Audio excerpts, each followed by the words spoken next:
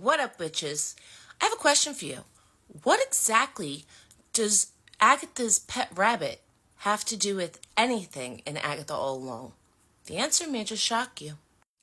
The bunny makes his first appearance in WandaVision in episode 2, where Wanda and Vision are entering the town's talent show with a magic act. So Agnes, the helpful neighbor, decides to lend them her rabbit so that they can use it in their magic act. Next, we see the bunny again in the episode where Wanda has a kind of a breakdown after the events of the Halloween episode. And she needs time to herself, so Agnes, the helpful neighbor, takes the boys back to her house. And we see them sitting on the couch, and we see Billy playing with the rabbit.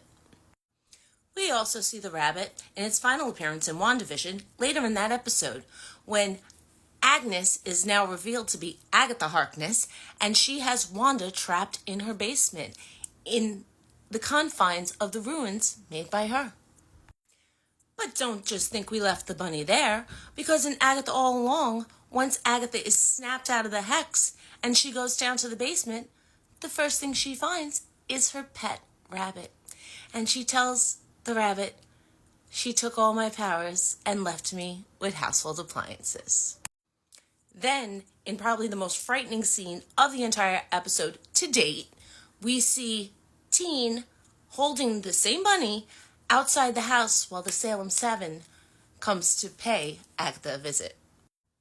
Now, before you say, well, it's been a nice walk down memory lane with the rabbit, think about this. What is the rabbit's name? The rabbit's name from the very get-go, from the very first time we saw him in this episode, was Senor Scratchy. Senor Scratchy. It kind of made all of our spidey senses tingle during WandaVision that this rabbit was called Senor Scratchy. And this is the reason.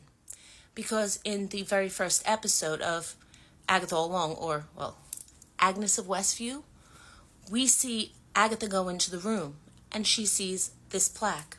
Nicholas Scratch, first place, best vocals, children's concert choir.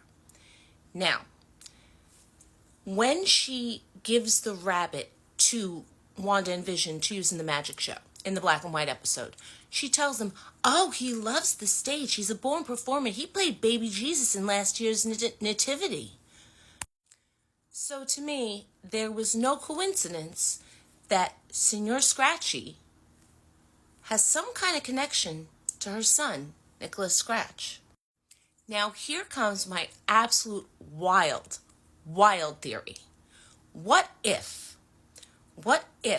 when Rio came, or Lady Death, when she came to take Agatha's son, even though she didn't want to, but she had to because it was her job, she took the body, but Agatha kept his spirit. And she put said spirit in the rabbit you see right here. Because there are no coincidences in marbles.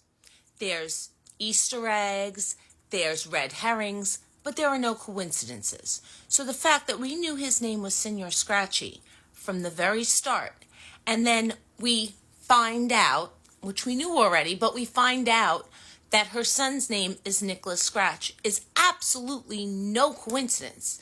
So this bunny right here holds some very important significance. I'm just wondering if we'll find out at the end what it is.